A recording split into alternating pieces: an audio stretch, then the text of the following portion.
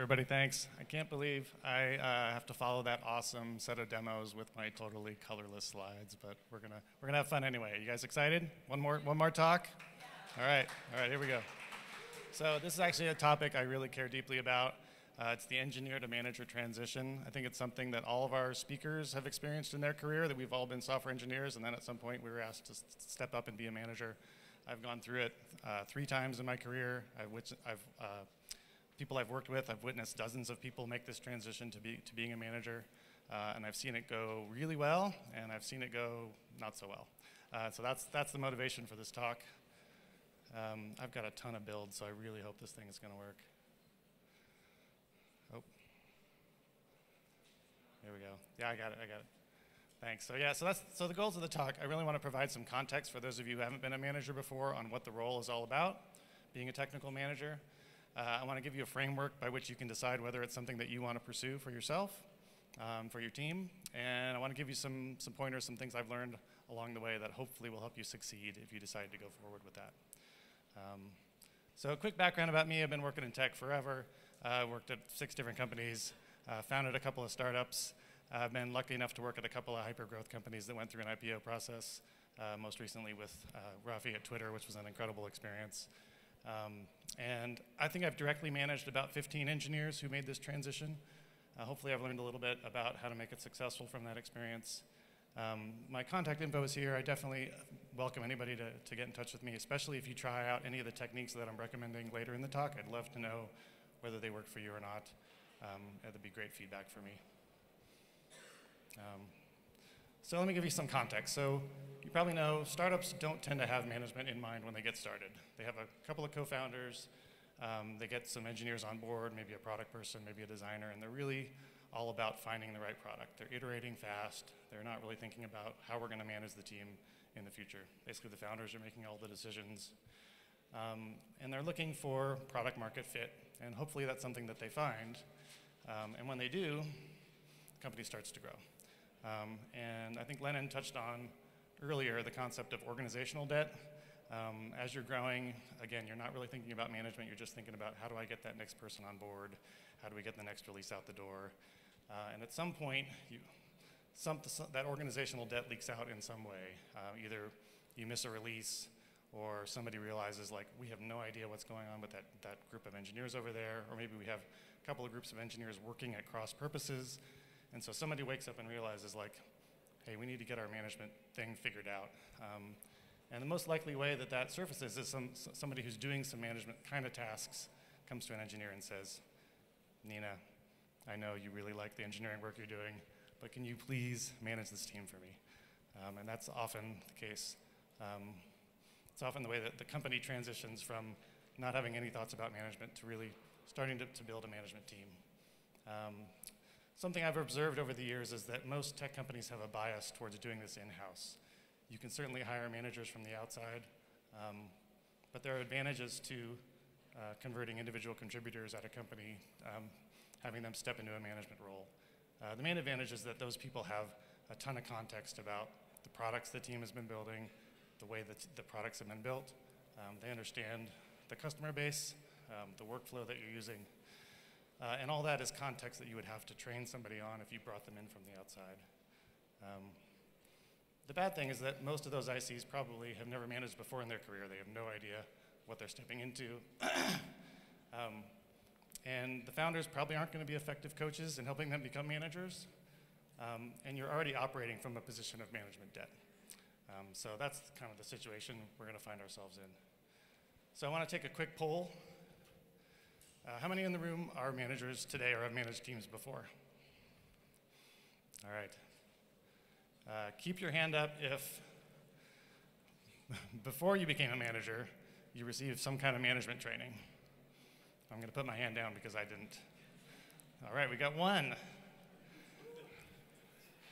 So I did a similar poll with some friends of mine, some colleagues that I'd worked with at different companies before coming here. I asked them this question, basically the same question I asked you. I asked about 30 people, about half of them responded. So I got about 14 no's, and I got 1 yes. So very similar results to what we're seeing in this room. So this tells you this is a pretty common pattern across the industry. So we seem to have this sort of like just-in-time management approach. And this is kind of crazy. Like we have this really important function, and what we do is we take totally untrained beginners, people who've had 4-year degrees in computer science, prepare them to be an engineer, and then ask them to do something that they've totally never had to do training for. And why does this happen? For a few different reasons. I think management skills tend to be undervalued. We talked before about the value of all the context that you have, the experience at the company. Perhaps that's more important than your management skill. The technical skills are really valued early on in a startup's life. And I think it's a really common thing for an engineer or for a founder to say, management, it's like schedules and meetings and one-on-ones, and that's something you can do on the side, right? So that's kind of how things tend to go. This isn't something we're going to change, probably. Certainly not in this room right here. This is just kind of the way the industry operates. So let's fast forward to some point in the future. Again, you're at a company, the company's been growing. We need to figure out some way to get ourselves organized. We need somebody to become a manager. So somebody comes to you and asks you this question: can you please take over managing this team for me? So how do you think about, is this the right thing for me to do? Is this the right job for me? And am I the right person for the job? So I want to talk to you a little bit about what's going to happen if you decide to go for it. So I think a really great way to think about it is it's an entirely different job. Like I mentioned before, you may think you can just kind of bolt this on to your existing responsibilities, but that's probably not going to work, and we'll talk a little bit more later about why that's the case. It's really important to know now that you're going to have a team of people whose happiness in their work it's a major responsibility for you. Direct managers have a huge impact on job satisfaction. There's a ton of data out there that I'm going to kind of gloss over in this talk, but the way you interact with the people on your team has a huge impact on how much they enjoy their job. And similarly, you now have a new responsibility for the entire results of the team. Before you were responsible for your work, now you're responsible for everybody's work, even though you're actually not going to be doing that work yourself. And this is a big shift in the way you're thinking about your job from day to day, and it's important to kind of have that mental shift in mind before you take on the responsibility. I'm saying this kind of in stark terms, but you really need to be prepared to say goodbye to coding, and this includes architecture, design work, all that stuff. I definitely know coding managers that are out there. Some people are very hands-on, but I think as a new manager, it's really important that you're prepared to take this step. And I think there's always a transition period. You're probably in the middle of some project. You want to be able to finish that up. But the longer you take to really embrace the new set of responsibilities that you have, the longer it's going to take for you to feel confident in that job. And then I think we've had several touches on the concept of autonomy. It's really important that you be able to step back from making those technical decisions and show the team that you trust them to make those decisions going forward. I think if you don't do that, that sense of autonomy is never going to be instilled in the team. So you've said goodbye to coding. Now it's time to say hello to your team. So what are you going to be doing instead of the coding and design work? It's really important that these are people you've been working with, but you really need to understand them at a deeper level than you did before. You need to understand what motivates them to come to work every day, what are their career aspirations, what's going to help them do their best work every day so that you can provide that context for them. We touched on expectations in David's talk. I think expectations are super important. Being able to set challenging, ambitious goals for the team. We've talked about communications in the last couple talks. Communicating is going to become a big part of your job. You're going to have access to information that your team doesn't have, and you're going to need to be able to relay that information to them. You're going to need to be able to communicate what's going on with your team to your peers and also to your managers above you. And I've touched on this a couple times now, but being able to trust the team with important technical decisions is really, really important. Okay, so going back, are you ready to say yes to this challenge? Now that you have all this stuff in mind, you know that things are going to be different, you're going to have a new set of responsibilities. Nina, are you ready to take on managing this team? All right, so what's going to happen? So I've broken down, I'm trying to get you through the first 90 days of the job, and I've broken it down into sort of 3 chunks. I think 90 days is long enough to know whether this is going to be the right thing for you and the right thing for the company. And I've broken it into kind of 3 phases just to have I think it is a really dynamic time, those first 90 days, and so I want to have these kind of distinct 3 phases for you to think about different parts of the job as you go forward. So the first part, the first 30 days, really need to think about owning your education. I've touched on this multiple times, but you're probably not an experienced manager. You probably receive very little training. Your company probably doesn't have a management training program. So if you really want to learn about management, this needs to be built into your daily process. All the time that you would otherwise be spending coding, doing code reviews, you should really be spending that thinking about how do I be effective in this job. Mentioned before, you need to be actively learning about your team. That comes through one-on-one meetings, it comes through team meetings, it comes through having lunch with your team. There's a variety of different ways you can learn about the people on your team. And then it's really important in these first 30 days to find a mentor. Hopefully there's somebody at the company that you can learn from. As I mentioned, that may not be the case. Maybe you have somebody that you've learned from at a prior job, somebody whose management talents you really respect. Maybe there's a consultant you can hire, but try to find somebody in your circle or put out a message on Twitter, hey, I'm looking for a mentor. There's got to be some way you can find someone who can give you some guidance.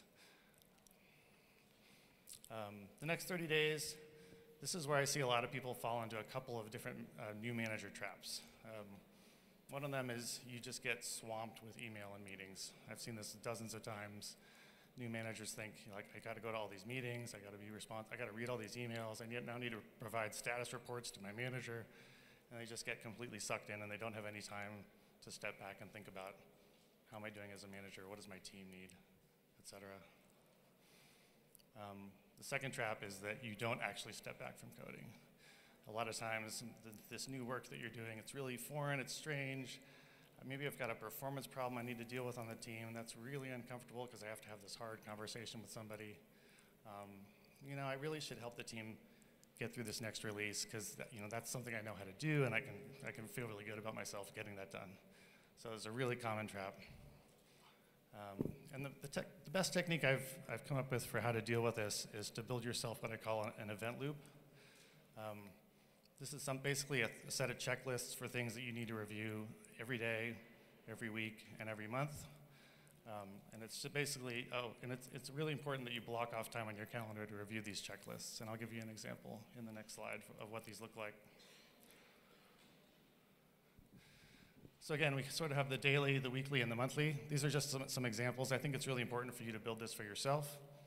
But there's sort of the different aspects of the job and what do you need to review every single day. An example with kind of in the people category, every day if you're in recruiting mode, you should be thinking about what do I need to do to close the candidates in my pipeline. That's something you can't afford to let slide because you're really thinking about the coding work that you really want to be doing. Similarly, you may have some critical projects that are coming up to release. Do you know what the status of those projects and what you need to do to help your team achieve those? Kind of on the monthly basis, which is the stuff that's the easiest to forget about because it's the longer term stuff.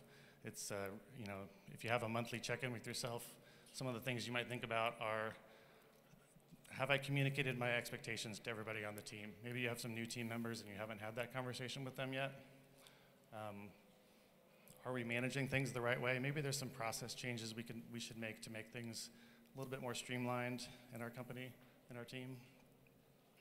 And so again, these are just some examples, but I think the key factor is that you actually block off the time to sort of review how am I doing on these management responsibilities that I have, and make sure that you're actually stepping away from email, stepping away from meetings, stepping away from coding, and taking care of those. All right, we're in the last 30 days. So I think this is the time when you probably have some gut feel about how this is going for you. Maybe you're feeling pretty good, or maybe you're not so sure. Here's a couple things to think about to double check. I think by this time you should have enough familiarity with your team that you can take this little simple test. You can basically sit down and in 1 minute per person enumerate what is uniquely awesome about that person and how am I going to leverage that awesomeness to make the team more effective. And I kind of cribbed this from this guy, Marcus Buckingham, who did a ton of work with Gallup polling thousands and thousands of managers and employees to figure out what made great managers great. And the ability to do this was one of those factors that emerged from that study.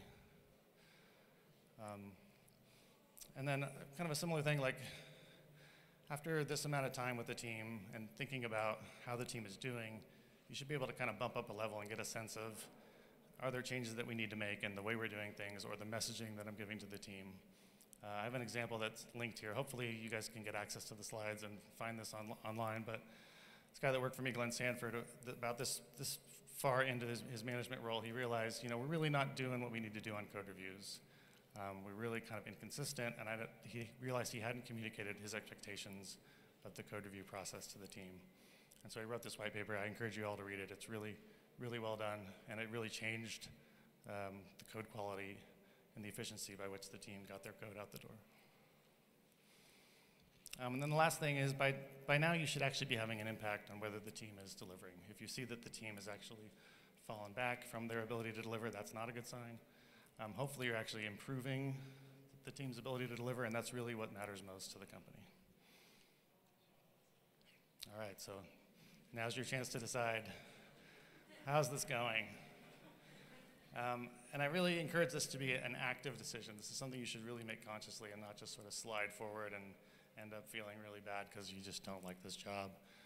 Or even if you're feeling really good, it should be something that you choose to go forward with. And it's really important if you decide this isn't right for you, that's okay.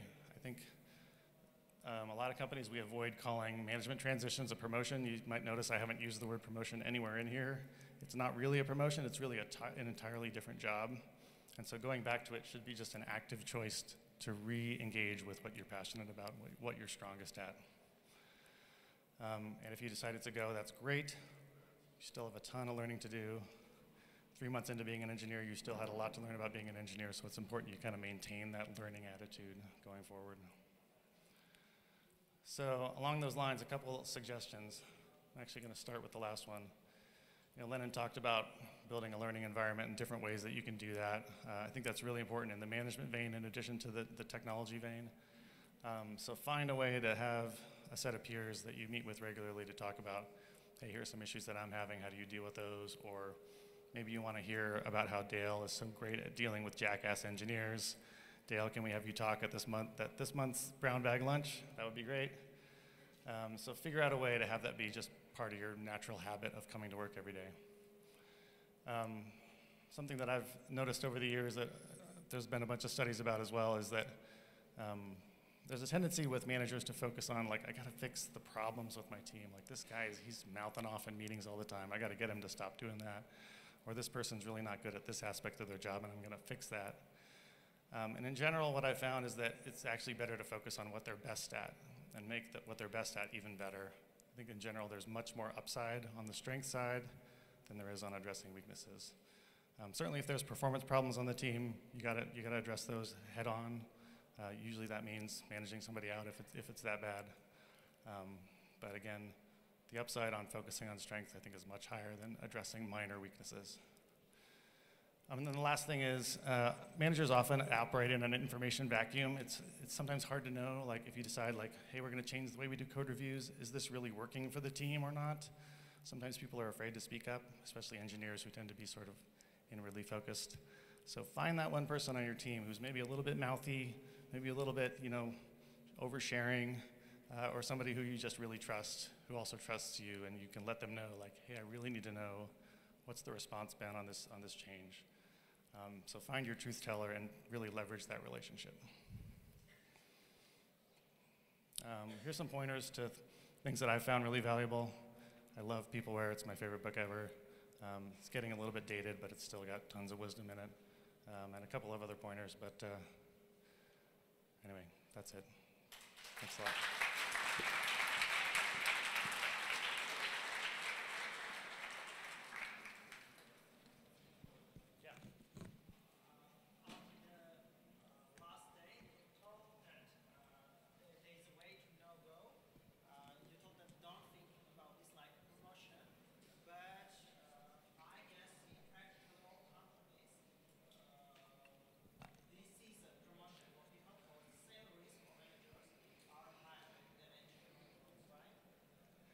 There's actually been a big shift. Oh, sorry, the question is, or the comment was, even though I'm saying don't think about it as a demotion, isn't it true that in most companies managers get paid more and that management transition is considered a promotion? Actually, at least in the area that we work, that's definitely not true anymore. It used to be true, I think, in earlier times, maybe when I first got into the industry. But now there's definitely a focus on having separate, what are called tech ladders. So the job family of an individual contributor engineer, and there's a separate job family for an engineering manager, and you can progress separately on each track. And moving from, like, say, a senior engineer over to being an engineering manager is really viewed as a lateral transition. It doesn't necessarily mean that your salary changes. In fact, if you're a super experienced engineer and you go to be a very junior manager, your salary could theoretically decline. You might be out of band for the salary range for that position. So there.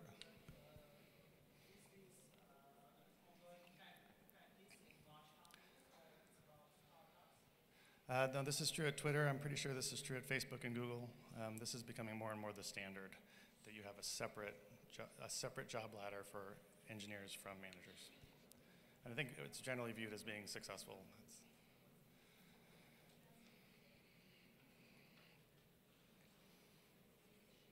Yeah.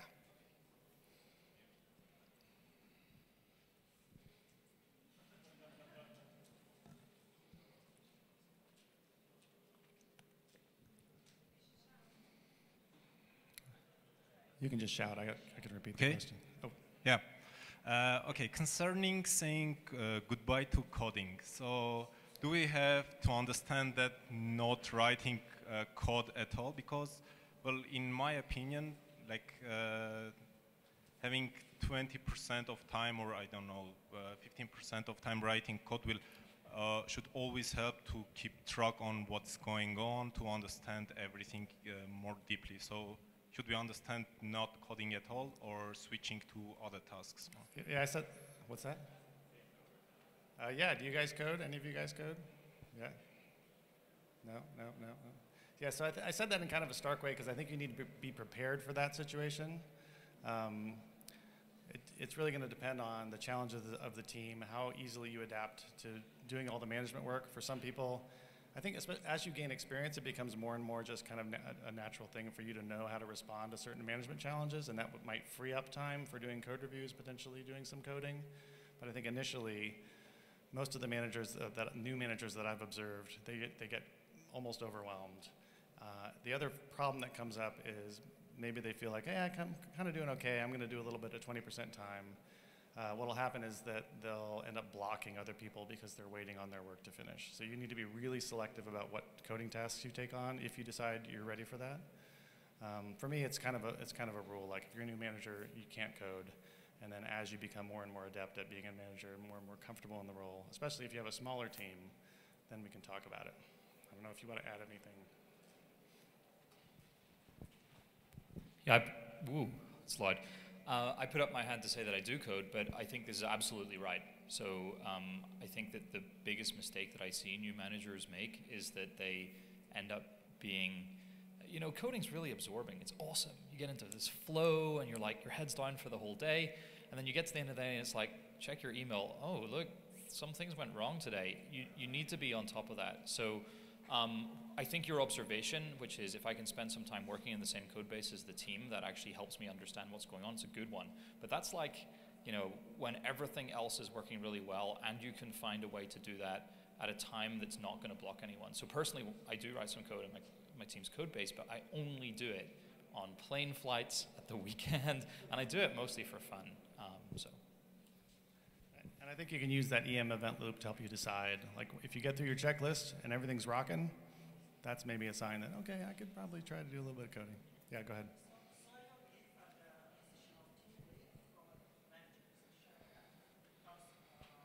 Team leads are mostly, for example, a senior developer can be a team lead, yeah? You don't find it like a manager position. So I think you're talking about tech leads, which is a role that some companies have, which is the sort of the senior technical leader on the team. And I think that the easiest way I can distinguish that from a manager is that the manager is not responsible for the technical decisions, but the tech lead is. So the tech lead makes sure that all the technology decisions that we've made are the right ones. I think Then a question. Alex may disagree that you can maybe enable the team to make their own decisions, but a lot of companies, the tech lead owns then that a cross question. What exactly is manager responsible for then? Manager is responsible for the total output of the team, which is not just the individual technology decisions, but what I think, looking back on David's talk, like you've set some ambitious goals for the user to impact the user experience. Like you're going to improve the speed of the website by 20%. And if your team is responsible for that objective, then the manager is responsible for achieving that objective. Obviously, everybody plays a part in that, but the manager ultimately is responsible for how well the team does. And hiring to fulfill that objective. And there's a lot that goes into that. There's like career development, performance management, all that stuff. But at the end of the day, that's the ultimate responsibility. So more high-level objectives, right? What are you? What's that?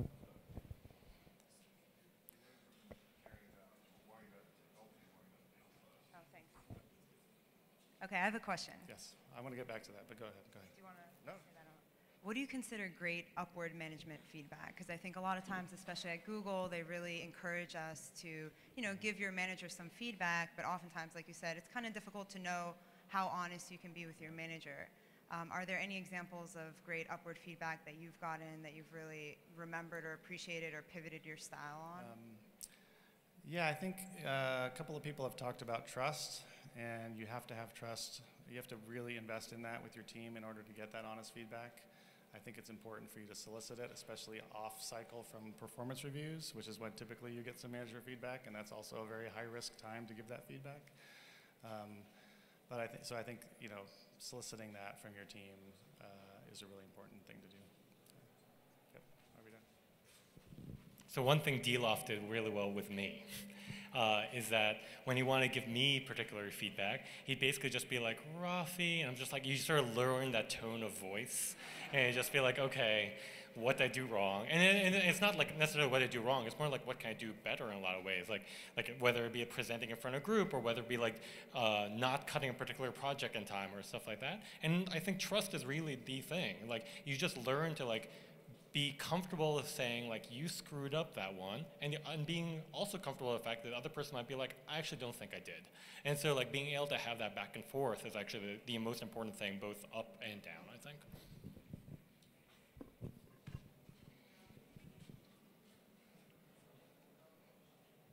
Any other questions? Yeah, go ahead.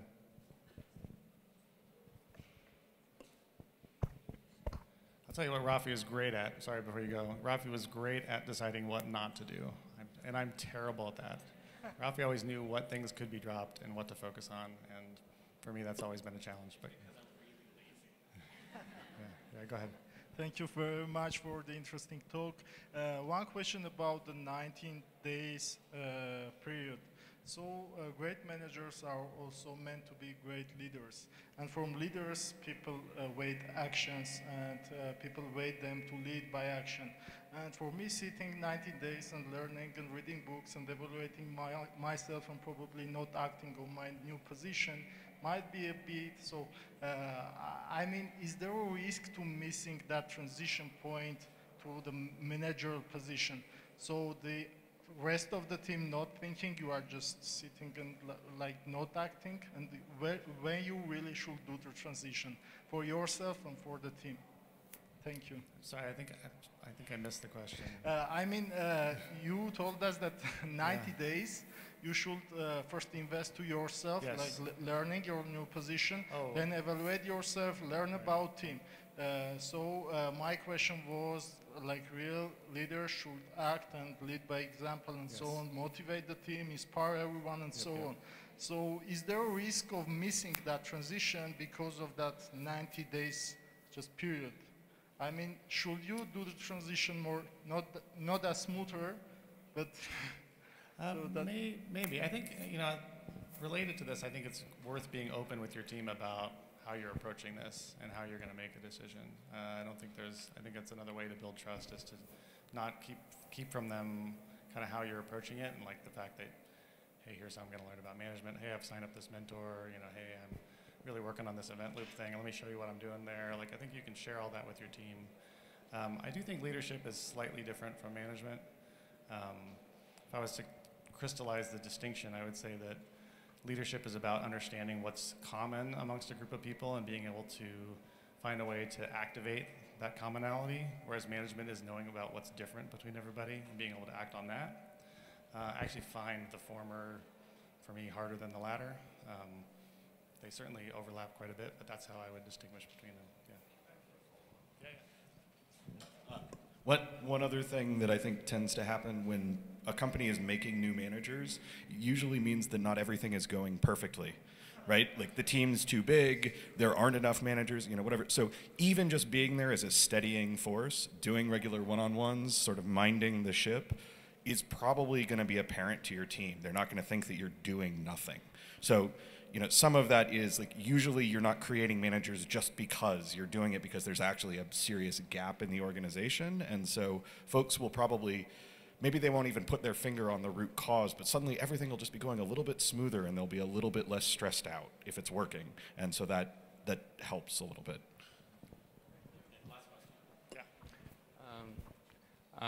I've seen sometimes when there is a problem and we are trying to solve a problem by adding more managers. Maybe you have seen also. So what's your thought? Like today, many people speak about self-organized teams and less managers. Like manager has manager, and that kind of it goes up hierarchy. It's not very good. What's your opinion? What's the golden ratio with management, and how should people report to one manager? Because we have team lead, manager, there are PAs or Ps, and I think most of us, software engineers, it's better to interact with technical people than managers. I don't know, sometimes it's easier. Well, I do believe that managers should be technical. I think even, I think you need to be able to have a technical conversation with your manager. That's really important. Even if they don't have the same software engineering background you do, I think if your manager can't relate to the work that you're doing and understand how to give you guidance on your career development, then that's a problem. I think as to like what's the golden ratio, I do think that kind of the 7 plus or minus 2 is sort of in my ballpark. At Twitter we had sort of a rule about no more than 10 per manager. I think that's a pretty good rule. I think as an organization you have to be mindful of when you're throwing managers at the problem. I think one way you could look at that is whether your hiring is actually helping you achieve your goals more effectively or not at sort of the highest level. But I'm not sure how else to answer that particular part of your question, but hopefully I got the other parts. Thanks. Okay, thanks.